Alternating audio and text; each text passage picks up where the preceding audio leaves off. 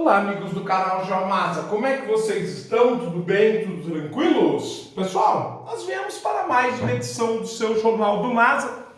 Nós que saímos de uma reportagem da Veja sobre os extremos climáticos do Canadá, vamos continuar fazendo o tema, porém desta vez analisando a super interessante, a que está nas bancas no momento, de novembro de 2021, edição 433, onde, meus amigos, nós estamos falando sobre a corrente do Golfo e ela pede socorro, segundo o texto do Tiago Cordeiro, esta que vai ser a segunda parte da reportagem. Então vamos lá, vamos ver o que está se sucedendo com a famosa Gulf Stream. Da Flórida à Antártida. Em 4 de março de 1513, o espanhol Juan Ponce de León saiu da ilha de Porto Rico com 3 navios e 200 homens para explorar o norte. No dia 2 de abril, quase um mês mais tarde, ele descobriu e conquistou um novo território, a Flórida.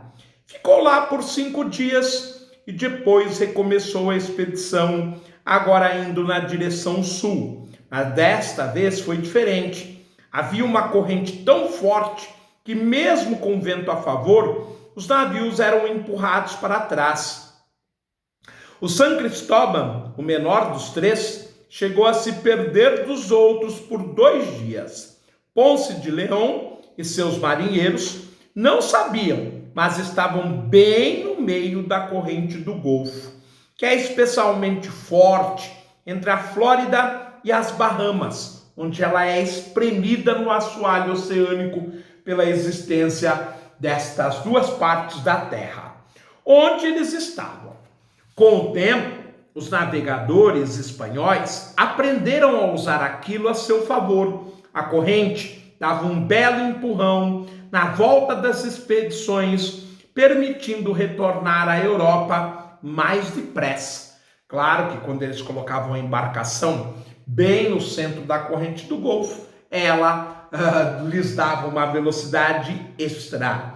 Mas ela só foi de fato mapeada 2 séculos mais tarde, e pelas mãos de outro personagem importante, Benjamin Franklin, um dos fundadores dos Estados Unidos.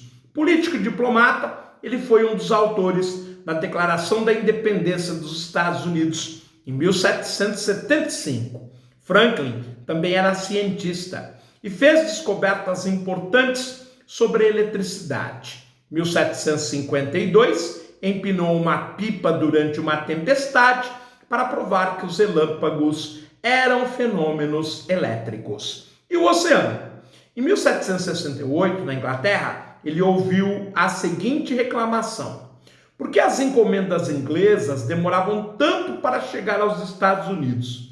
Essa viagem levava bem mais tempo do que o percurso contrário, da América para a Europa. Por quê? Com a ajuda do baleeiro Timothy Folger, ele estudou os fluxos marítimos e fez um mapa da corrente do Golfo. Disse que ela era como um rio dentro do oceano e sua velocidade alcançava 10 km por hora. A estimativa foi de uma precisão impressionante. Medições modernas, feitas séculos depois, confirmaram a camada mais superficial da corrente, que é a mais rápida de todas, se desloca a 9 km por hora. Acima do texto, nós temos uma ilustração de quem foi Benjamin Franklin, um dos pais fundadores dos Estados Unidos. A partir dos anos 1990, cientistas começaram a usar satélites para observar a corrente. Mas foi só em 2004, por coincidência, mesmo ano de lançamento de O Dia Depois de Amanhã, que ela passou a ser monitorada de forma ininterrupta. Desde então, uma estação de medição de água mergulhada no paralelo 26 Norte, na altura do Golfo do México, avalia a temperatura e salinidade local 24 horas por dia, 7 dias por semana. Aí nós temos ao lado um grande mapa com as grandes correntes oceânicas, que nós vamos falar depois, e um olho logo acima do texto. 15% foi a perda de força da corrente do Golfo ao longo do século XX. Conforme a corrente se afasta do Golfo do México e vai subindo em direção ao norte, ela vai evaporando e perdendo calor em contato com ventos gelados. A água esfria cada vez mais, o que a torna mais densa e partes dela congelam.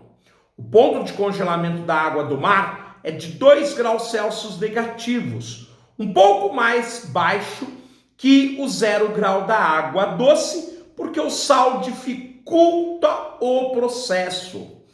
É que o gelo possui uma estrutura ordenada e cristalina, na qual as moléculas de sal não se encaixam. Elas são expelidas e se misturam com o resto da água que continua líquida.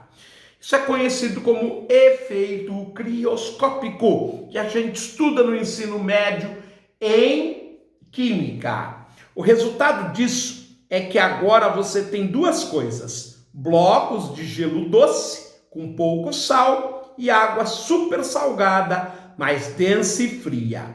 Quando essa água chega ao Atlântico Norte, ela afunda e forma uma corrente gelada que desce na direção do Equador.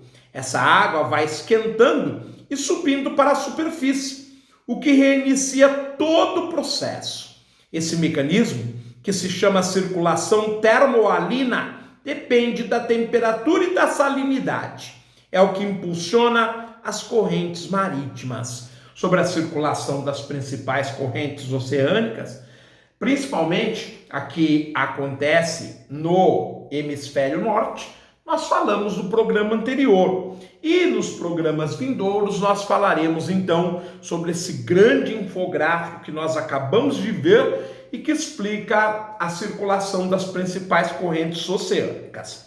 Trata-se de um fenômeno genial, uma obra-prima da natureza, mas que pode ser desregulado pela ação humana. Quanto mais gás carbônico jogamos na atmosfera, mais quente o planeta fica, o que derrete o gelo das calotas polares e da Groenlândia. Isso afeta a circulação termoalina por um motivo simples: o gelo contém pouco sal, lembra? Então, se ele volta ao estado líquido e se mistura com o resto da água do mar, a salinidade daquela região diminui e isso interfere na formação das correntes marítimas. O primeiro alerta veio em 2015, quando um grupo de cientistas do Instituto Potsdam, na Alemanha, detectou uma desaceleração excepcional na corrente do Golfo ao longo do século XX e apontou o derretimento acelerado da Groenlândia como possível motivo. Em 2018, os pesquisadores do Potsdam se associaram a cientistas das universidades de Madrid, de Atenas e Princeton para ir além. Mediram a corrente do Golfo no passado ao longo dos últimos milhares de anos. Eles fizeram isso analisando a deposição de várias camadas de sedimentos marinhos. Dessa forma, você consegue deduzir com qual velocidade a água passou num determinado ponto em diferentes momentos da história. Cientistas também observaram mudanças de temperatura nas regiões diretamente influenciadas pela corrente do Golfo, em especial o Reino Unido, a Escandinávia e a costa do Canadá e dos Estados Unidos. Conclusão: o fluxo de água perdeu 15% da força a partir de meados do século XX. Pode até não parecer, mas é muita coisa. O enfraquecimento da corrente, que ocorreu principalmente a partir de 1975, é maior em mais de um milênio, diz o estudo. Ele é revelado pela mudança na temperatura sazonal da região e consistente com o esfriamento do Oceano Atlântico perto do Polo Norte e do aquecimento na região sul da corrente. Ou seja, a perda de força já provoca consequências visíveis. E a humanidade parece ter uma boa parcela de culpa. Isso ficou evidente também em 2018, quando cientistas de 5 universidades e instituições de pesquisas da Inglaterra, do Canadá e dos Estados Unidos mediram com mais precisão a velocidade da corrente do Golfo nos últimos 150 anos. Bem, meus amigos, mas nós devemos ir para mais um programa, talvez até 2, já que além de terminar o texto, nós temos infográficos e mapas para serem analisados. Mas sobre a reportagem de hoje, sobre o enfraquecimento da famosa deriva norte-atlântica, nós estamos deixando-os por aqui. Eu desejo a todos um grande abraço, fiquem muito bem, continuem acompanhando as nossas análises sobre o planeta. Forte abraço, eu espero vê-los oportunamente em mais uma edição do seu Jornal Tomasa. Tchau, amigos!